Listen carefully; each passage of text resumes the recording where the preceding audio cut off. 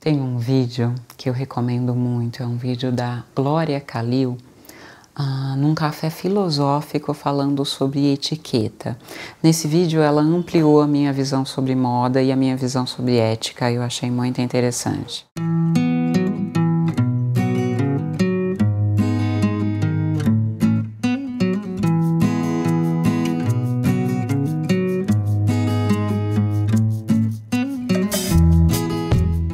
Entre várias regras que ela apresenta, vários comportamentos que ela apresenta no começo do conceito de etiqueta, alguns me chamam muita atenção.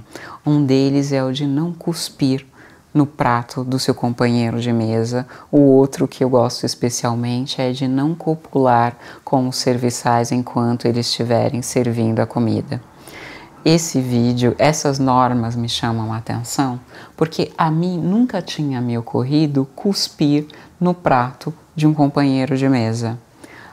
A mim nunca tinha me ocorrido copular com um garçom ou com a garçonete que me serve em algum lugar. Já achei alguns bastante atraentes, já frequentei alguns lugares para ver os garçons, mas nunca me tinha ocorrido que naquele momento do servir o alimento nós pudéssemos iniciar, como eu direi, uma troca afetiva de natureza sexual, assim. E isso era colocado como regra. Se é colocado como regra, quer dizer que as pessoas seguiam essa transgressão. A gente só coloca a proibição quando existe a prática. Então, se eu digo não matarás, é porque a pessoa mata. Se eu digo não copularás nessa situação, é porque as pessoas copulavam nessa situação. Então, olha que interessante. Num momento bastante recente da nossa estrutura social, era comum cuspir no prato do companheiro de mesa. Era comum transar livremente com quem estava te servindo. Hoje, essas regras são tão absurdas que elas são caso de riso. Ao ouvir isso, a gente fala, nossa, que engraçado, como aquele tempo deveria ser estranho. Por que eu estou pensando nisso hoje? Quando nós institucionalizamos uma nova regra, ela não é aceita com naturalidade. Quando nós institucionalizamos um novo comportamento, ele não é tido como natural. Pelo contrário, ele é tido como uma transgressão do viés natural do nosso comportamento, das nossas sequências de ações. Nisso, nós temos que isso que na atualidade se chama de politicamente correto foi essa tentativa de mudar os nossos referenciais de comunicação e, portanto, de mudar os nossos referenciais de comportamento da realidade. E começa assim, com afirmações que pra gente devem ser tão absurdas quanto foi absurdo alguém ouvir alguma coisa do tipo, mas você não pode transar com a moça que está servindo a comida. Para a pessoa que tinha esse comportamento, ouvir que ela não podia fazer aquilo que ela gostava, que ela achava que não estava incomodando ninguém, que ela achava inclusive que era uma homenagem que ela fazia ao dono da casa, porque estava aprovando a escolha de profissionais que o dono da casa fez no momento lá do servir a comida, devia ser extremamente violento.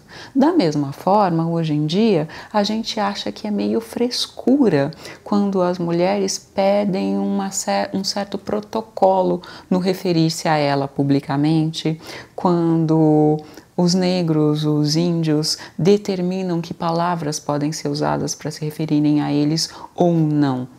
Nós olhamos isso e falamos, é absurdo, é exagero, mas o fato é que a apresentação dessa normação nos oferece um enfoque diferente da realidade, nos oferece possibilidade ética de interação com o outro com respeito. O politicamente correto, ele surge para dar conta de um processo de inserção social. Negros começam a ter possibilidade de trabalho, possibilidade de consumo, principalmente consumo e, portanto, inserção no ambiente acadêmico, no ambiente esportivo, no ambiente político. Portanto, você não pode usar na presença da pessoa as mesmas piadinhas que você usa quando está no seu grupo de amigos. Da mesma forma, as mulheres, você trabalha com mulheres, você encontra mulheres no trânsito. Eu tenho uma experiência muito interessante sobre isso. As minhas primeiras inserções em oficinas mecânicas foram bastante selvagens. Eu encontrava fotos de mulheres peladas absolutamente agressivas e homens, digamos assim, grosseiros.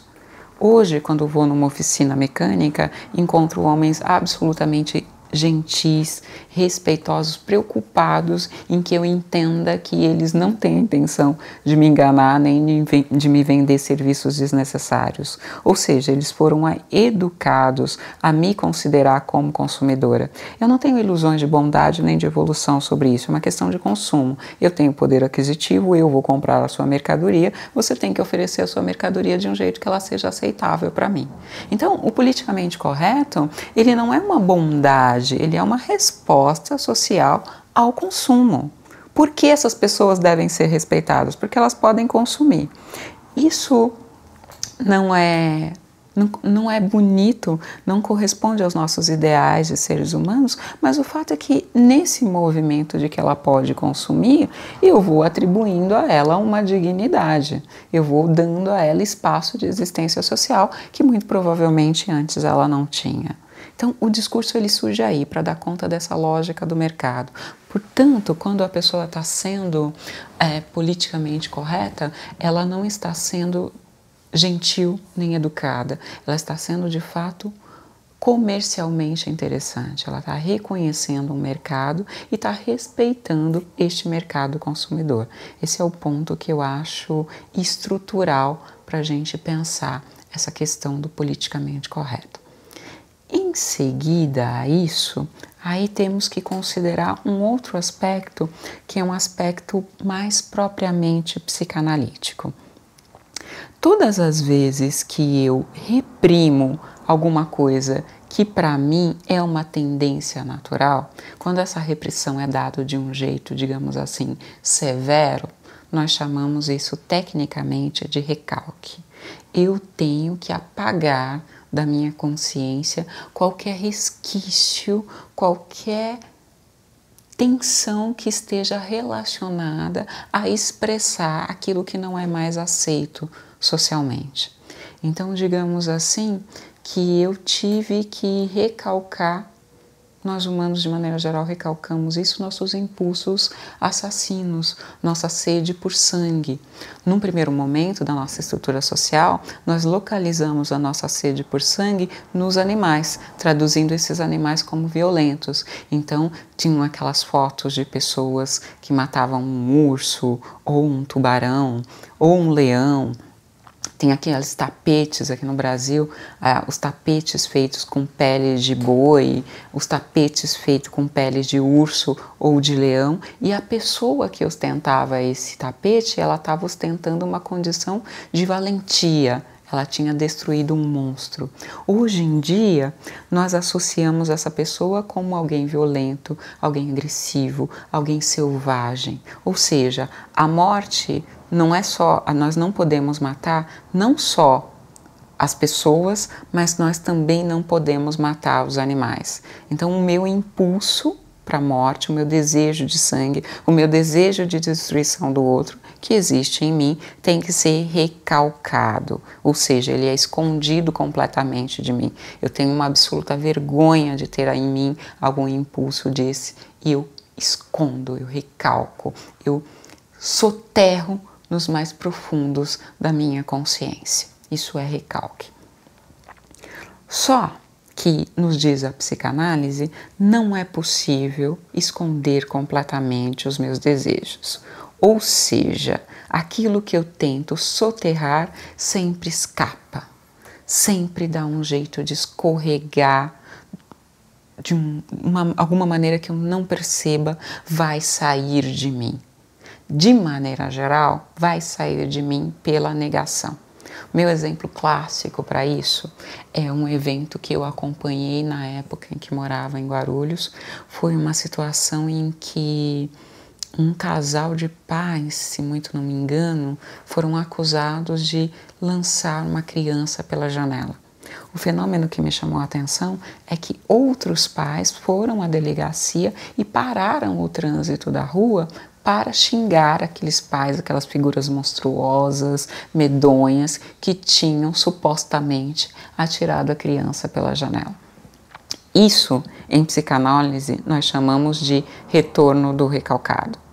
Porque, veja, sim, eles supostamente fizeram, um ato hediondo. Mas o que me faz a mim, que não fiz esse ato, que não estava lá presente, me emocionar a tal ponto de deixar meus afazeres, de deixar meu cotidiano, minhas responsabilidades, provavelmente até o meu cuidado com os meus filhos, para estar lá diante de uma delegacia xingando as pessoas. Nossa leitura é de que essas pessoas realizaram o desejo que eu tinha recalcado. E o ver uma pessoa fazendo aquilo que você tem vontade de fazer é de tal modo agressivo, de tal modo violento, que você precisa ter uma ação objetiva contra isso. Você precisa ir lá e xingar aquelas pessoas para você afirmar diante da sua consciência que aquilo é feio, que aquilo é errado e que você vai ser punido se alcançar aquilo. Nisso, nós temos que a normatização social me oferece uma série de protocolos de funcionamento, de fala, de conduta, de responsabilidade com o ambiente.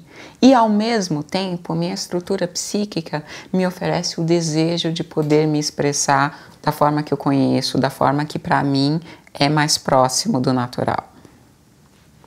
Nisso, o politicamente correto leva inseparavelmente a um recalque. Para que eu seja politicamente correta, eu tive que sufocar algumas tendências, alguns incômodos, algumas visões e percepções da realidade que para mim eram naturais. Era natural para mim, por exemplo, que loira é burra. E agora eu sou tida como uma pessoa extremamente inconveniente se eu disser que uma loira é burra, porque uma loira é uma pessoa e é uma mulher, e toda pessoa e toda mulher merece respeito. Veja, racionalmente eu entendi isso e aderi ao discurso do politicamente correto. Só que dentro de mim existe uma tendência a afirmar essa burrice até como forma de distinção. De repente ela tem uma beleza que não me é acessível, porque eu nunca vou ser desejada por ela ou porque nunca vou de fato possuir aquela beleza. Como é que eu faço com essa frustração? Já que eu não posso mais chamá-la de burra, porque o chamá-la de burra era a compensação que eu fazia por reconhecer nela uma beleza que eu não posso atingir. Agora eu não posso chamá-la de burra porque eu vou ser punida socialmente. Então eu vou esmagar essa tendência. Em que essa tendência vai aparecer? Vai aparecer num xiste, vai aparecer num ato falho, ou, principalmente hoje em dia, eu posso criar um movimento. Eu posso criar um movimento que diga: parem de chamar as mulheres loiras de burra. Então, pela negação, eu vou satisfazer o meu impulso. Porque quando eu estou lá dizendo que loiras não são burras, eu estou dizendo que loiras são burras. Vai ser o espaço social que eu encontrei para dizer aquilo que eu quero dizer. Nós tivemos um movimento político que chamou muita atenção para essa questão da negação como sendo um método de dar atenção ao que nós não queremos. Eu chamo isso de retorno do recalcado porque justamente reconhece a ambiguidade dos nossos desejos, reconhece que aquilo que nós negamos é um primeiro movimento do nosso desejo. Nós estamos num processo de educação. O primeiro movimento da educação é negar um desejo tido como natural, e essa negação leva a uma estruturação de pensamento que acaba desencadeando processos sociais, políticos, de comportamento que acabam incentivando pela negação, sem querer, aquilo que nós detestamos, aquilo que tecnicamente nós rejeitamos. É muito interessante nisso a gente ser capaz de reconhecer que a educação é um fato contínuo e que, na medida em que nós insistimos no processo educativo, aquelas regras que no começo são incômodas se tornam hoje totalmente integradas no cotidiano. Hoje, como eu estava dizendo, não nos ocorre cuspir no prato de alguém, porque em algum momento alguém suportou o fato incômodo de ter que não cuspir para ser aprovado socialmente. A pessoa que deu essa regra de não cuspa no rosto dos outros, não cuspa no prato dos outros, deve ter sido a primeira pessoa que erigiu o sistema do politicamente correto. Então, eu estou querendo dizer que é um primeiro movimento, o termo é totalmente atual, mas é um movimento educativo para que nós possamos integrar diversidade no nosso convívio. Só que essa tentativa de integração da diversidade, claro que gera incômodos, claro que gera mal-estar. E lidar com esse mal-estar, lidar com esse conflito é o que a gente pede da nossa educação. É o processo de educação que nos dá instrumentos de racionalidade, gente, a capacidade de pensar racionalmente para além dos próprios impulsos, é o que nos dá instrumento para incorporar de forma absoluta esses conceitos. Mas eu acho que a gente precisa aprender a suportar a instabilidade e, na minha maneira de entender psicanaliticamente, até reconhecer esta instabilidade. Reconhecer que quando eu ouço alguém xingando alguém, isso de alguma forma me satisfaz. Porque nesse processo eu tenho possibilidade de questionar não a educação no outro e a minha. Principalmente a minha, porque na minha educação eu posso fazer modificação, na do outro eu não posso.